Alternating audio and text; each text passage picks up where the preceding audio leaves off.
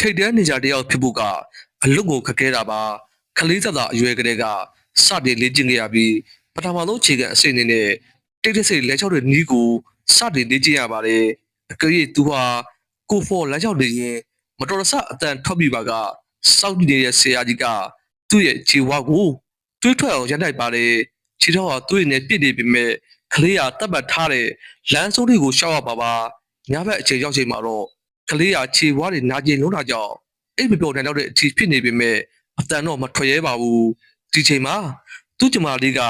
တိတ်တဆိတ်လာရောက်ပြီးသူ့ခြေဝါးကတရားတွေကိုဆေးလိမ်ပေးခဲ့ပါတယ်ဒီတင်တန်းမှာပဲအာယုံခံစားမှုစွာပိုတိုးလာစီရန်ဆရာကြီးကတပည့်တွေကိုတဦးနဲ့တဦးတိုက်ခိုက်ခိုင်းပါတယ်ဒီချိန်မှာသူဟာစီနီယာတင်တန်းသားတူးတဲ့တိုက်ခိုက်ခဲ့ရပြီးသူအသာရချိန်မှာအပြတ်မတိုက်ပဲညတာပေးခဲ့ပေမဲ့တစ်ဖက်ကတကယ်ပြတ်ပြီးသူ့ကိုအနိုင်ယူသွားပါတယ်ဒါကိုသိနေတဲ့ဆရာကြီးကသူ့ရဲ့ပြောရတဲ့စိတ်ကိုအပြစ်လို့ယူဆကာအမှန်တကယ်နာကျင်မှုဆိုတာ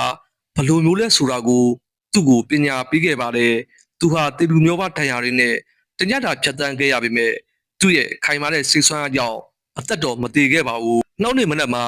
ဆရာကြီးကတကားဖွင့်လာတဲ့အခါသူကဘာမှမဖြစ်သလိုပဲအေးဆေးစွာထိုင်နေခဲ့ပါတယ်ထိုနေ့မှစပြီးဆရာကြီးကကျင့်စဉ်ကိုနှောက်ဆင့်တက်တဲ့အနေနဲ့သူတို့လူစုကိုနှစ်စဉ်အာရုံတမျိုးစီကိုစွန့်လို့ရအမိန်ပေးခဲ့ပါတယ်ပထမနေ့မှာအမြင်အာရုံကိုစွန့်လို့ရပါတယ်သူကမျက်စိမြင်ဖြစ်တဲ့အနေအထားမှာအကြားအာရုံကိုအသုံးပြုပြီးတိုက်ခိုက်ရတဲ့နေ့စဉ်နဲ့လက်နဲ့အစစ်နဲ့တိုက်ခိုက်ရတဲ့ပွဲပါသူ့ရဲ့ပြပတ်ကိုအနိုင်ယူနိုင်ခဲ့ပါတယ်နောက်တစ်နေ့မှာတော့သူ့ညီမလေးဟာဆရာကြီးရဲ့စီးကပ်ကိုချိုးပေါက်ကတင်တဲ့ဝင်းရည်ကအပေတပင်းရဲ့ကြီးထွားမှုကိုဟန်တားထားတဲ့တန်ကြိုးတွေကိုဖျက်တောက်နေတာကိုမြင်တွေ့ခဲ့ရပါတယ်အမှန်တော့သူမဟာအရာရာထဲချုပ်ထားတဲ့ဒီတင်တန်းကြီးကိုစိတ်ကုန်နေပြီးလွတ်လပ်မှုကိုတောင်းတနေတာပါနောက်တစ်နေ့မှာတော့သူမဟာတိုက်ပွဲတစ်ခုမှာအနိုင်ရခဲ့ပါတယ်စီမင်းရရှုံးနေတဲ့လူကိုအနိုင်ရတဲ့သူကဓာတ်နဲ့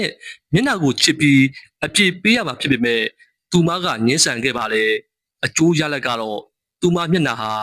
ဓာတ်နဲ့အခြေခံရယူတာမကတင်တန်းစီကံရဆရာကြီးရဲ့အပြည့်ပေးခြင်းကိုပြင်းထန်စွာခံခဲ့ရပါတယ်သူမဟာတိုက်ပိတ်ခံရခြင်းနေပူလက်ခံခြင်းစတဲ့ပြစ်ဒဏ်တွေအပြင်အစာရည်စာဖျက်တောက်ပြီးထောင်ထဲမှာထားခံရတဲ့အထစ်ကိုအပြစ်ပေးခံခဲ့ရပါတယ်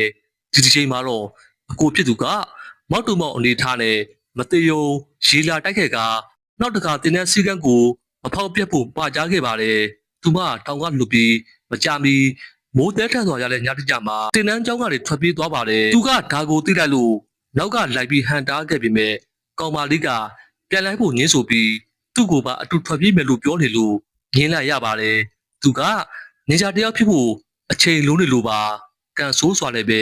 ရင်းညပါတယ်သူမဟာအဆောက်အဦရဲ့ဖန်တီးတာကိုခံလိုက်ရပြီးတင်တဲ့ရဲ့စီကံရအချိန်မပြည့်ပြီးထွက်ပြေးလို့တည်တံပြည့်ပြီးခံခဲ့ရပါတယ်အကိုဖြစ်သူလည်းကြည်နေုံကလွယ်ပြီးဘာမှမတတ်နိုင်ခဲ့ပါဘူးဒါပေမဲ့ရင်းချင်းကစပြီးသူ့ရဲ့စိတ်မှာတင်တန်းမှာရှိတဲ့အရာရာကိုစိတ်ထဲကနေမုန်းတိလာပါတယ်နှင်းများသာကြာပြီးတဲ့နောက်သူဟာအစစ်မှန်နေကြတယောက်ဖြစ်လာခဲ့ပါတယ်သူ့ရဲ့ပထမဆုံးတာဝန်ကတိုင်းပေးရည်တူးကိုတက်ရန်ဖြစ်ပါတယ်သူက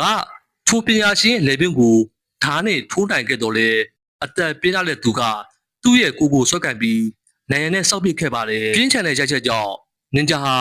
အမင်းအာရုံဝေဝါးနေပြီမဲ့သူတို့လေ့ကျင့်ခဲ့တဲ့ဒီတိုင်းနောက်ဆုံးမှာတာဝန်ကိုကျေပွန်စွာထမ်းဆောင်နိုင်ခဲ့ပါတယ်